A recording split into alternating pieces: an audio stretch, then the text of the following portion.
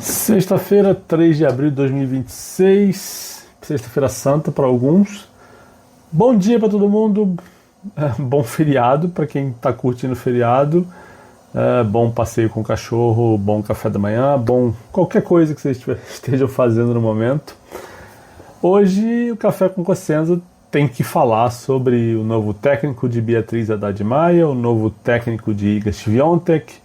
No final vou responder algumas perguntas enviadas pelos apoiadores. Tem perguntas sobre o desenvolvimento do tênis de alto rendimento no Brasil, pergunta boa. Tem pergunta sobre o desfalque de Luísa Stefani no time da Billie Jean King Cup, que é um desfalque importante e ela não será substituída. É bom falar sobre isso, sobre os porquês ela não ser substituída. E tem perguntas também sobre Bia e Iga, e eu vou cobrir parte disso antes das perguntas e parte depois. Mas vamos começar pela Bia, né?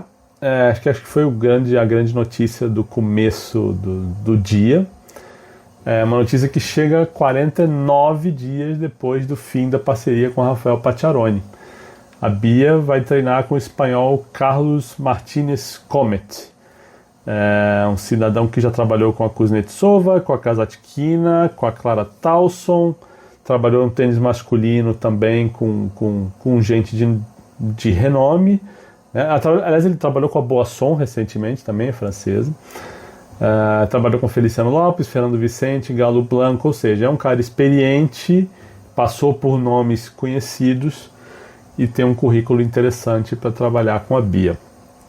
O que eu acho relevante falar sobre essa parceria ou essa contratação agora, digamos assim?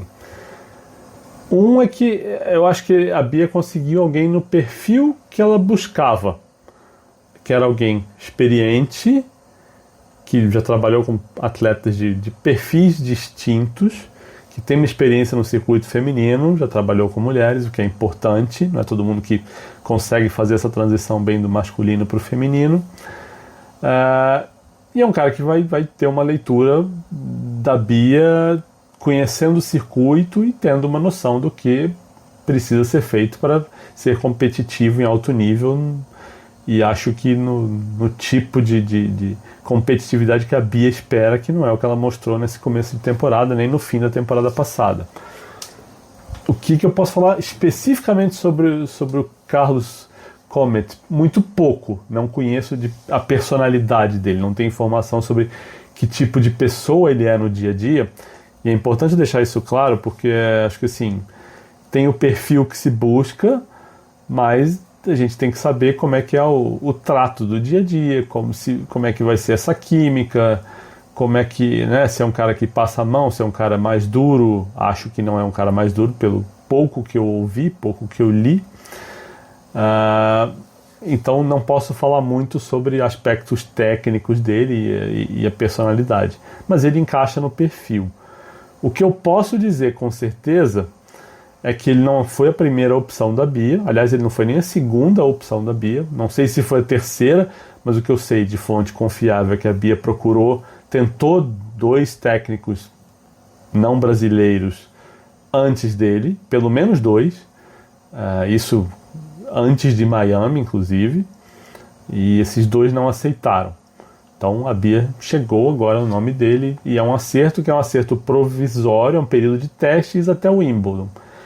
E assim, quando o tenista e técnico falam período de teste, acho que é meio que só um aviso do tipo, olha, a gente vai ver se rola uma química, se funciona ou não.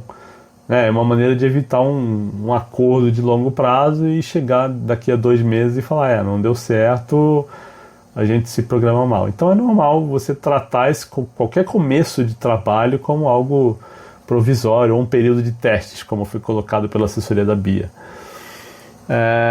Uma outra coisa que eu acho importante, e está meio escondida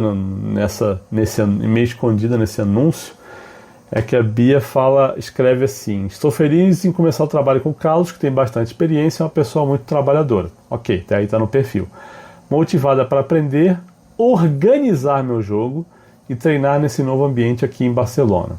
Vamos lá, primeiro ela fala de treinar no novo ambiente em Barcelona, ou seja, novos ares, uma vibe diferente, e eu acho que aí a gente vai começar a entender quem é essa Bia desse momento, se é uma Bia que realmente está disposta a fazer o sacrifício para voltar ao nível que ela já teve, de chegar ali perto de top 10, de brigar por terceira rodada, oitavas, quartas de final de Grand Slam, ou se ela está tentando ainda descobrir o que ela quer, e essa mudança de técnico, né, esse acerto com o Carlos Comet é essa maneira de descobrir. A gente vai entender isso. Talvez nem ela saiba, talvez ela ache que saiba, talvez ela nem ache, talvez ela esteja tentando descobrir também. É um momento diferente.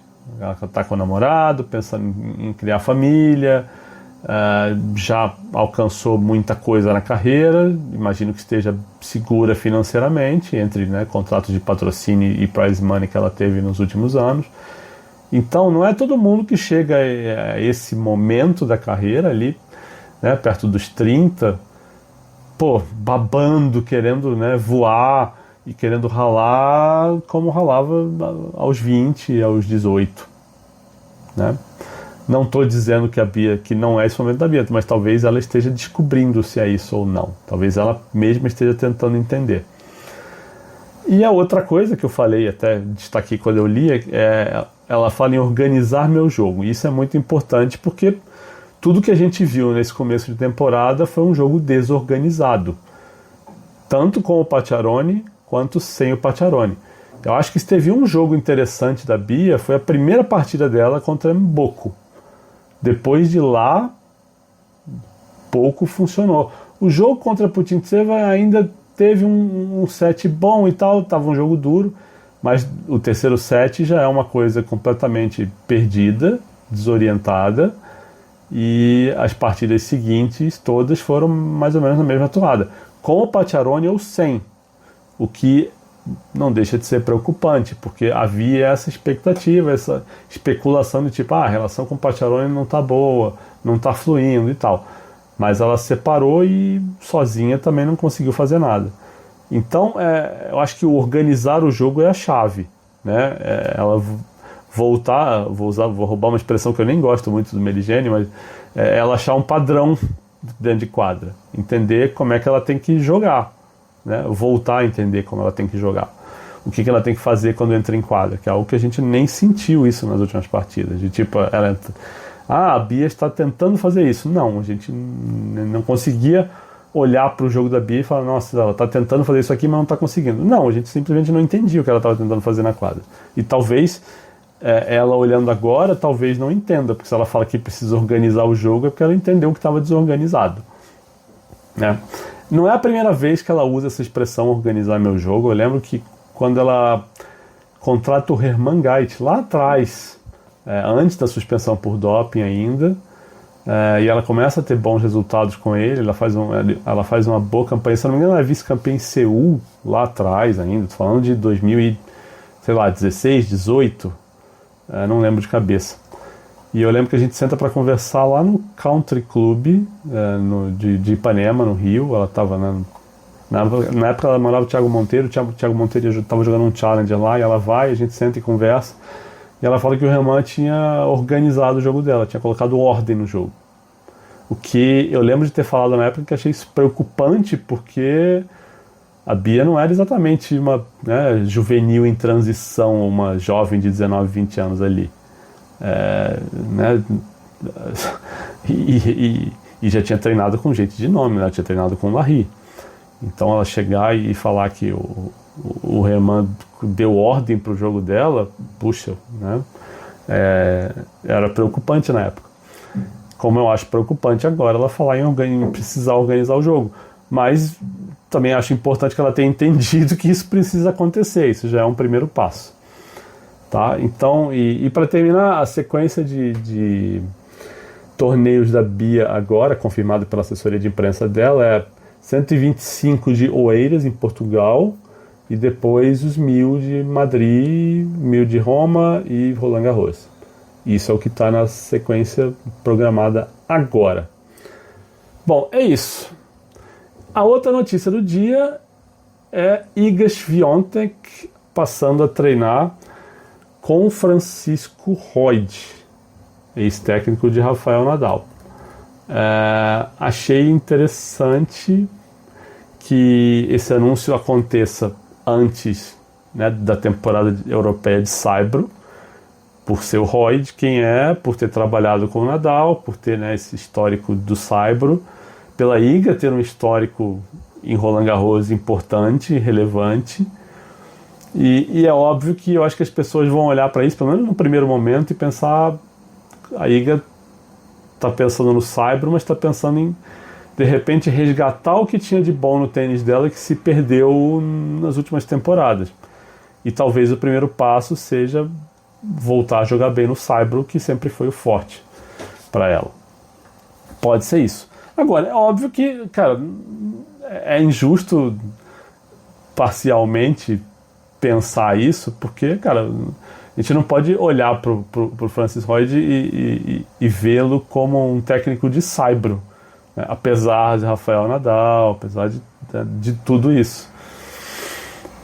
Ele acompanhou o Nadal durante, né, toda, sei lá, boa parte talvez a segunda metade da carreira do Nadal, toda, ou talvez até mais que isso, porque eu não lembro quando ele passa a viajar mais e acompanhar o Tony, às vezes está lá sem o Tony Nadal, mas ele esteve com o Nadal tudo, né, grama, saibro, dura, então é meio sacanagem dizer que o cara é um treinador de saibro que vai fazê-la voltar a jogar bem no saibro, mas é um começo. E eu achei até muito bacana ver os vídeos deles treinando, e estavam os três na quadra, né? A Iga, o Royd e o Rafa.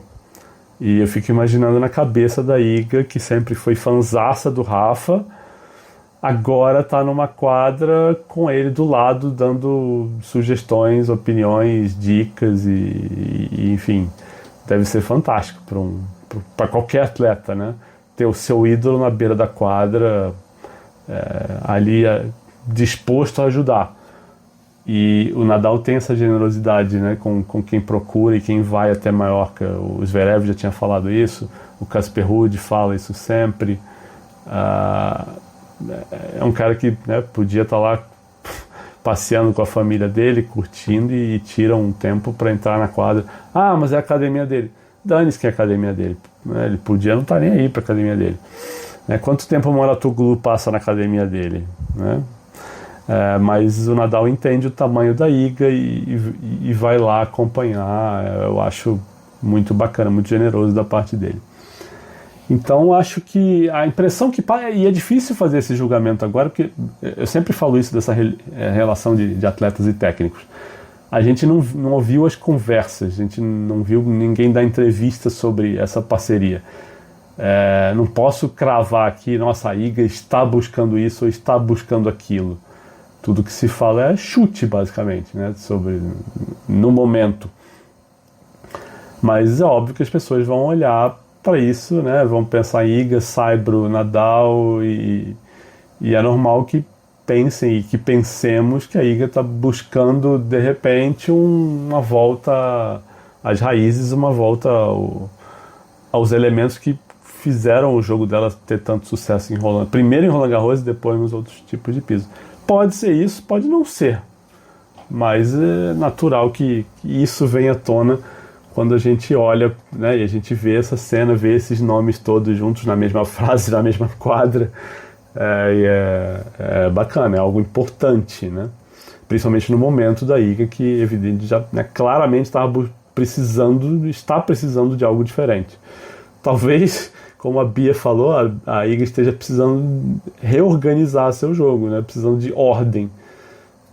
Acho que a cabeça da Iga também não está muito boa, e não está lidando muito bem com esse momento de não estar ganhando, e não deve ser fácil mesmo, quando você começa a ganhar tudo, passa algum tempo como número 1 do mundo e parte desse tempo realmente dominando o circuito, ganhando tudo. De repente as vitórias vão escasseando. Ela salvou o Wimbledon ali ano passado, mas claramente ela não tem a superioridade, não impõe o respeito, ou não coloca nas adversárias o medo que ela colocava 3, 4 anos atrás. Bom, vamos para as perguntas aqui. Primeira pergunta, eu vou voltar para Iga e Bia na frente, porque tem perguntas sobre isso, mas vou começar mudando aqui, porque o Pedro pergunta o seguinte, ele escreve o seguinte: no Café com Consciência de ontem, eu falei que houve muitos torneios, quando eu falei que houve muitos torneios no Brasil, e que faltaram jogadores profissionais, né, que teve até professor completando chave e tal, e o Pedro pergunta se hoje tem mais jogadores profissionais masculinos e femininos, e ele tem a impressão que não. Não sei se tem mais, Pedro, porque é difícil dizer que também não tem tanto torneio assim pra gente chegar a esse ponto. Porque o que acontece é que nesse período, eu estou falando de 2013, se não me engano, 2012, 13, 14, não é só que tinha muito torneio, aí tem muito torneio e em datas que tem torneios, né, mais importantes em outros lugares, às vezes perto, às vezes não. Então não é todo mundo que começa a jogar, não são, né? Quando você tem muito torneio e às vezes essas datas entram coincidindo com torneios maiores em outros lugares, challenges ou até futures mais fortes, aí é que a gente vê que os melhores vão para outros eventos, não necessariamente dentro do Brasil, e aí a gente vê como é que fica essas chaves, né? A gente não chegou a esse ponto, acho que ano passado, sabe? Não tem tanto torneio assim, né? Então é difícil de dizer se tem mais ou menos.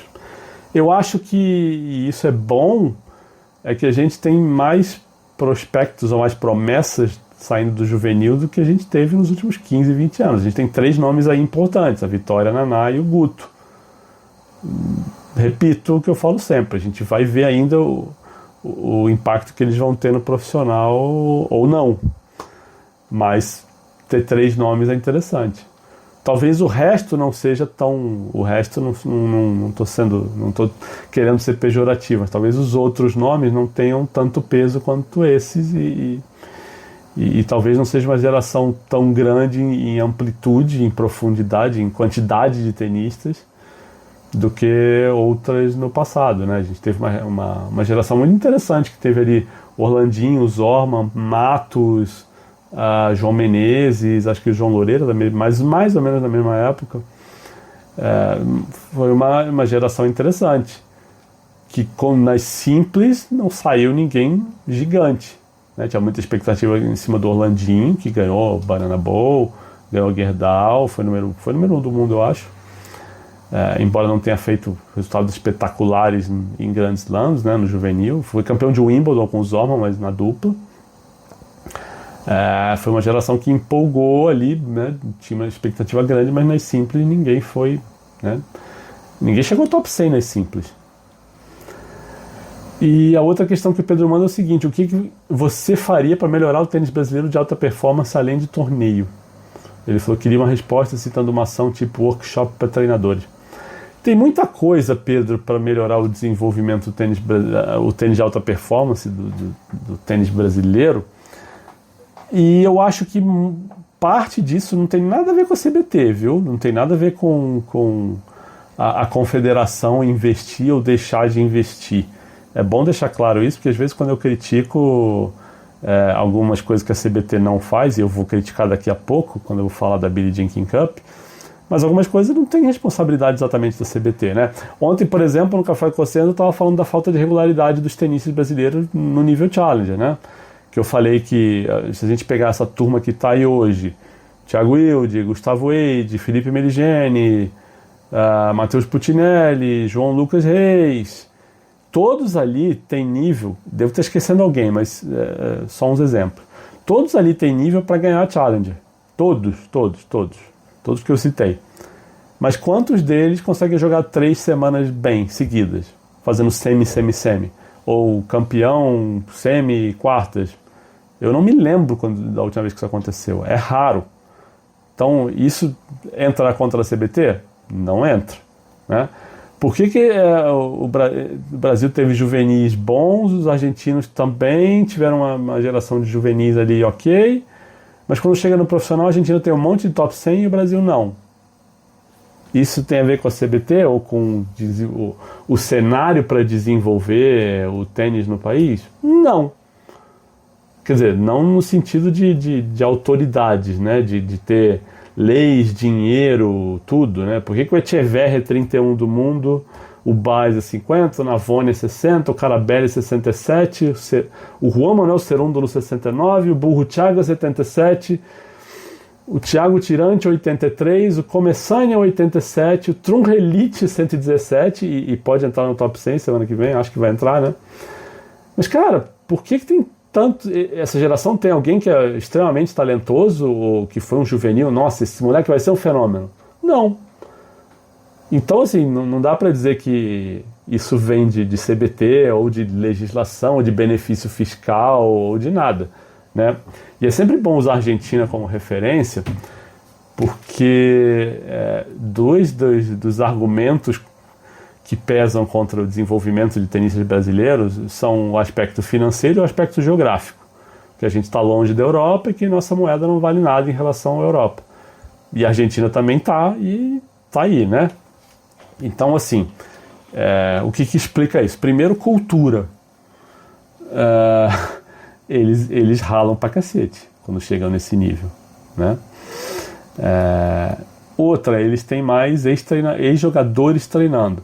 E aí, óbvio que é um ciclo, porque se você forma mais tenistas, você vai ter mais ex-jogadores com experiência no circuito que vão se tornar treinadores. O Brasil tem pouquíssimos ex-tenistas de alto nível, que foram top 100, dispostos a voltar para o circuito como treinadores. O próprio Tomás, a gente bateu um papo rápido, Tomás Bellucci, a gente bateu um papo rápido em Miami, ele andou trabalhando com Boscardin, também com Kuzuhara, e eu falei, mas você vai voltar, você vai ficar no circuito? Ele falou, não quero voltar ao circuito esse tempo todo, já viajei demais, acho que uma viagem pontual aqui, outra ali, legal e tal, mas viajar full time, não. E é um direito dele, não é uma crítica minha. Tá? O cara que viaja muito e não precisa financeiramente estar no circuito para sobreviver, cara, é um direito dele, é justíssimo.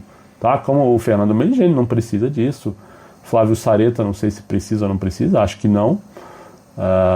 O André Sá tá empregado na Tennis Australia, o Ricardo Melo tem a academia dele, não sei se teria interesse de ser técnico ou não, nunca conversei com ele sobre isso, mas o Marcos Daniel ganha dinheiro com uma incorporadora em Passo Fundo, e é outro cara que seria um técnico fantástico. Até conversei recentemente com o Pacciaroni falou isso, nossa, o Marcos seria fantástico como técnico, mas está muito bem na vida dele, né, pessoal, está lá com a família, enfim, né, não viaja tanto.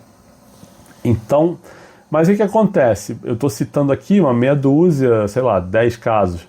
A Argentina deve ter uns 30, uns 50. Então, por mais que você tenha um Del Potro que não quer estar no circuito, como o Guga não quer estar no circuito, mas você vai ter um Berlock que está ali.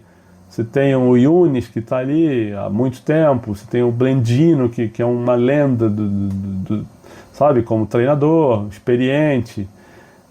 E vão chegando mais. Né? Tem o técnico esqueci o nome, Seba alguma coisa, o técnico do Baez, do Wilde, né? Trabalha com o Wilde também, do Começanha.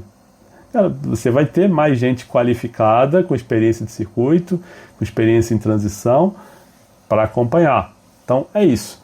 Agora, o que pode ser feito no Brasil para desenvolver, para ajudar?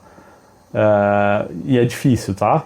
Mas, assim, seria mais legal ter o esporte mais acessível, com mais quadras disponíveis. Hoje você tem pouquíssimas quadras públicas. Na Argentina você acha mais quadra. Você poderia, talvez, e isso talvez seja sonho meu, mas trabalhar a questão de imposto de importação para material esportivo. Por que é tão caro você ter uma raquete? Será que não dá para baixar esse imposto? Ou para importação, ou para fabricação, o que seja, sabe? A CBT poderia fazer o curso de capacitação de treinadores deles, e eu já ouvi críticas sobre esse curso, não vou dizer de quem foi, mas uma pessoa importante, que viu, acompanhou um curso e parecia que era assim, um curso para você dar aula de tênis, quando na verdade curso de capacitação para treinador de alto desempenho seria, né, um curso para você estar no circuito e estar, né, treinando alguém de alto desempenho. E essa pessoa me relatou que ficou decepcionada com esse curso específico. Mas por que esse curso é caro? E por que esse curso é cobrado? A CBT não tem patrocinador para subsidiar isso? A CBT não tem receita para isso? Por que precisa ser tão caro? Mas se não for pago o curso, não tem como selecionar, vai virar bagunça. Cara, as federações existem para isso, as federações que façam suas peneiras, que façam seus filtros e indiquem, olha, esse cara aqui agora vai fazer curso, agora vai ser esse, agora vai ser esse. Mas por que é pago se é da federação? O interesse é uma federação ou é um cursinho? Porque se é um cursinho, beleza. Aí virou uma escolinha de treinadores, então aí é pago. Mas por que precisa ser pago? Será que nunca ninguém discutiu isso internamente? Ou por que não é mais barato do que é? Mas tem um treinador lá que precisa ser remunerado. Claro que precisa ser remunerado. Pela CBT. Ou pelo patrocinador da CBT. Pelo amor de Deus. Será que o patrocinador da CBT, nesses cursos de fim de semana, não tem dinheiro para pagar o aéreo, a hospedagem e 3 diárias para o cara? Não estou dizendo que ele tem que ganhar mal, não. Tem que ganhar bem, mas a CBT não tem dinheiro para isso? Precisa sair do bolso de quem quer se formar treinador? Acho que a CBT não está lá para lucrar. Não é esse o objetivo, né? Não estou dizendo que a CBT tem que perder dinheiro, mas se tem patrocinador para isso, pelo amor de Deus, né? Ou no mínimo cobrar mais barato o preço de custo. Paga o treinador quanto ele tem que receber, né? O capacitador, no caso, quem quer que seja. Não estou aqui defendendo um nome ou outro, ou criticando quem está lá ou deixa de estar. Meu problema não é com pessoas, é com o método. Sabe, paga o que a pessoa merece, mas, cara, não é para lucrar, não é para ser caro, não é para ter 800 módulos como tem hoje em dia. Eu não gosto disso. Então eu acho que é uma coisa que pode ser facilitada. Não é para ampliar o acesso, você não quer ter mais torneio para ter mais tenista fazendo ponto, para facilitar a coisa, facilita para os treinadores também. Eu acho que é mais importante ainda do que, né, porque você trabalha a base, você trabalha o fundamento da coisa. Você trabalha a base da pirâmide, você amplia, você leva conhecimento para mais gente. Esses caras vão voltar para os seus clubes e vão ser treinadores melhores, vão formar atletas melhores, e quando você tem atletas mais bem formados na base, a chance desses atletas chegarem irem ali afunilando, você vai ter mais gente, você vai ter que ter um funil mais largo lá na frente. Eu, pelo menos, sempre defendi isso. Então, assim, tem políticas públicas, tem coisas que podem ser feitas no nível de CBT, e tem coisas que tem que vir dos atletas também, sabe? Então, tem muita coisa aí que pode ser feita, tá? Então, essa é a minha resposta à pergunta do Pedro. A Luísa Felipe fala agora eu vou criticar a CBT mesmo. A Luísa Felipe manda a pergunta que é o seguinte: pelo que você sabe, ou só a sua opinião, a desistência da Luísa já estava no radar do capitão da Billie Jean King Cup, ou será que foram pegos desprevenidos? Tenho certeza que foram pegos desprevenidos, vou te responder por quê quando eu terminar de ler sua pergunta. E você acha que teve a ver só com problema no pé, ou talvez pode ter tido um desânimo com o time por jogar nas duplas com alguma jogadora que não costuma jogar, diferente da Bia, Ingrid ou Laura, por exemplo? Ou tem chance de ser uma lesão mais grave por isso tanto tempo sem jogar? Não acho que tenha sido desânimo da Luísa, não. Não sei a gravidade da lesão, inclusive perguntei para a assessoria e não tive resposta hoje, porque a Luísa já teve fascite plantar, e pelo anúncio que ela fez, do tipo, deixa eu ler aqui, a recomendação foi de fazer uma pausa nessas primeiras semanas de abril para me recuperar totalmente. É uma explicação genérica, né? Não entra em detalhes, mas dá essa margem para que seja um caso de fascite plantar, porque ela já teve isso. Então, talvez seja, não quero acreditar que seja algo grave, mas assim, eu não tenho essa informação. Pedi para a assessoria e não recebi. E voltando para o começo da sua pergunta, a desistência dela já estava no radar do capitão da Billie Jean King Cup? Não estava. Eu vou te dizer por que não estava. Porque a Luísa não pode ser substituída agora. O que acontece? Isso foi a CBT que me explicou hoje. O regulamento, depois da convocação inicial, o regulamento só permite 2 alterações. Uma alteração foi a saída da Bia para a entrada da Vitória, e a outra alteração foi a convocação da Ana Candiotto, que não entrou no lugar de ninguém. Ela simplesmente não tinha sido convocada, e o Peniza, o capitão brasileiro, convocou ela depois sozinha. Foi durante a semana passada, inclusive.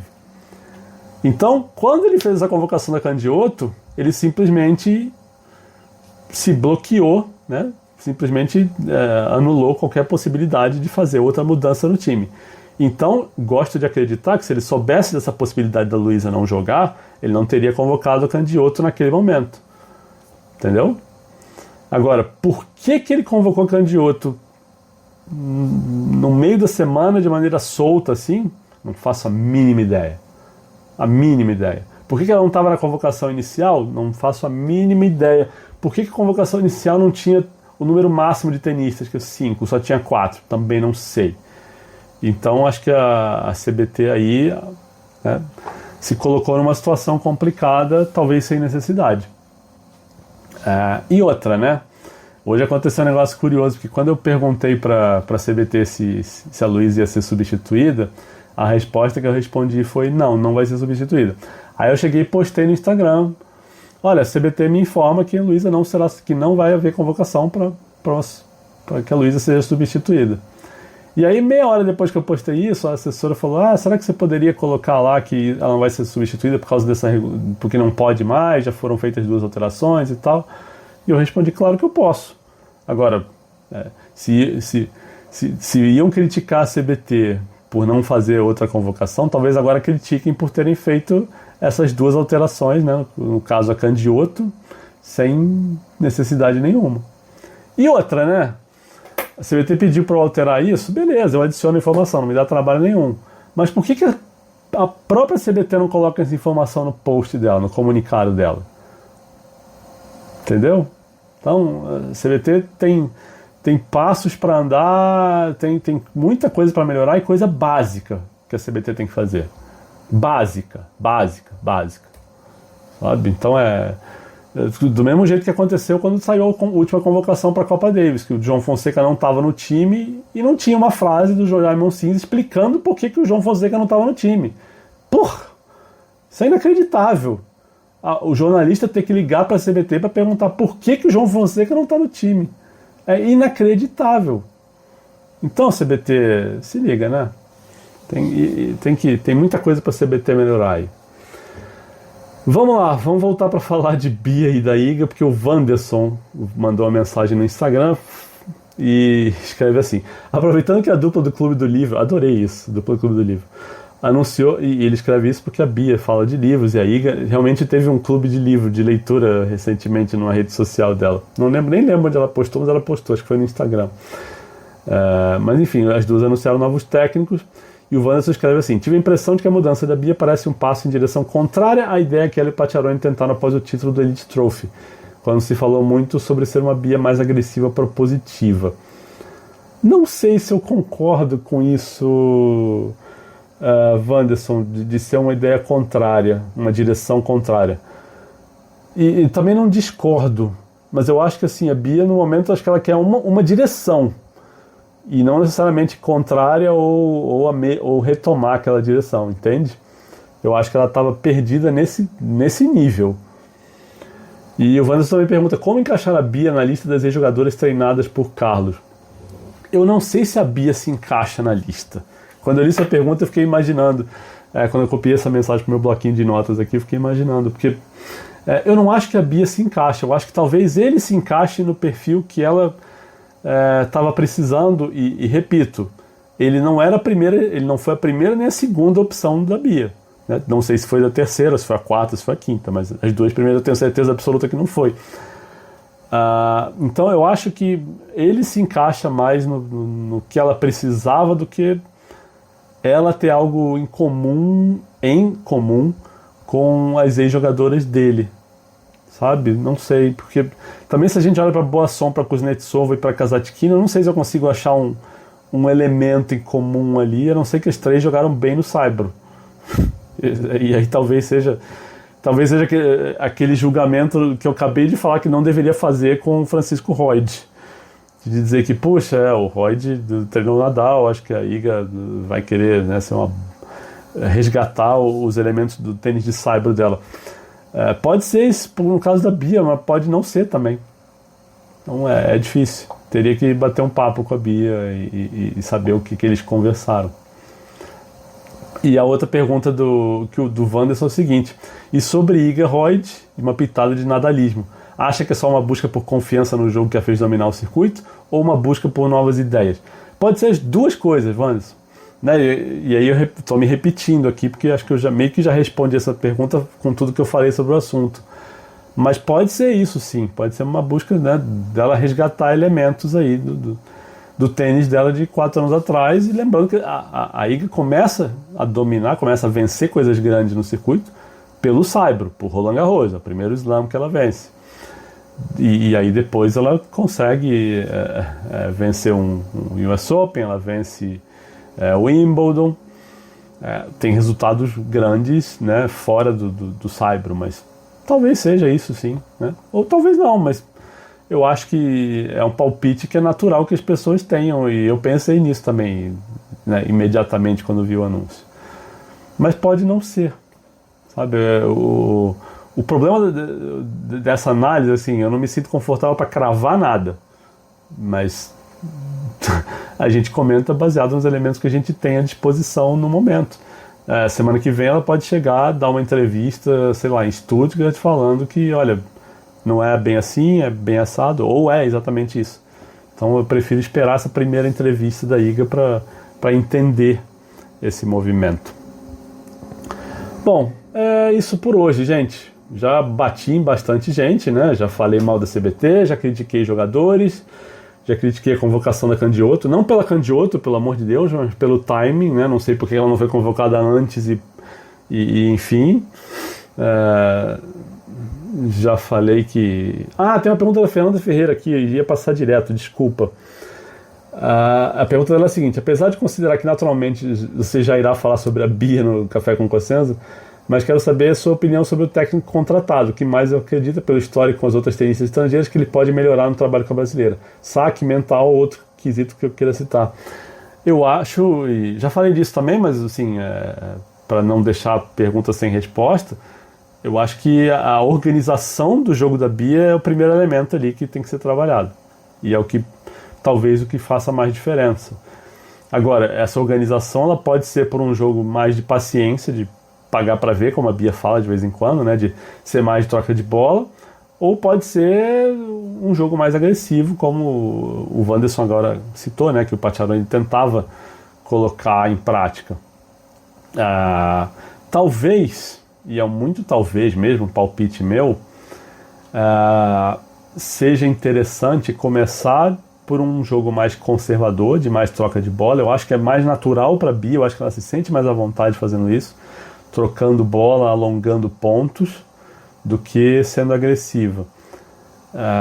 Talvez seja uma maneira de começar um trabalho dando confiança para ela, dando confiança fazendo ela jogar um tênis em que ela se sente mais à vontade, sem brigar contra os instintos dela.